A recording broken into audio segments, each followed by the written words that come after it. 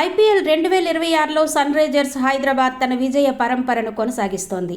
బుధవారం ముంబై ఇండియన్స్తో జరిగిన high scoring మ్యాచ్లో సన్ రైజర్స్ 6 వికెట్ల తేడాతో అద్భుత విజయాన్ని అందుకుంది. మొదట బ్యాటింగ్ చేసిన Mumbai Indians opener Rickelton not out 55 బంతుల్లో 10 ఫోర్లు 8 సిక్సర్లు విధ్వంసక శతకంతో నిర్ణీత 20 ఓవర్లలో 5 వికెట్ల నష్టానికి 243 పరుగుల భారీ స్కోర్ సాధించింది.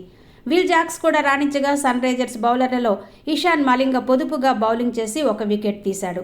అనంతరం 244 పరుగుల కొండంత లక్ష్యంతో బరిలోకి దిగిన సన్ రైజర్స్కు ఓపెనర్లు హెడ్ అభిషేక్ శర్మ మెరుపు ఆరంభాన్నిచ్చారు. వీరిద్దరూ కేవలం 8 ఓవర్లలోనే 126 పరుగులు జోడించి విజయానికి బలమైన పునాది వేశారు. మధ్యలో 3 వికెట్లు త్వరగా కోల్పోయిన హెన్రిచ్ క్లాసెన్ తన ధనాధన్ ఇన్నింగ్స్తో మ్యాచ్ను మలుపు తిప్పాడు. చివర్లో సలీల్ అరోరా ధాటిగా ఆడడంతో సన్ రైజర్స్ 18.4 ఓవర్లలోనే లక్ష్యాన్ని ఛేదించి ముంబైకి షాక్ ఇచ్చింది. ముంబై బౌలర్లలో బుమ్రా ఏకంగా 54 పరుగులిచ్చి వికెట్లేమీ తీయలేకపోవడం గమనార్హం.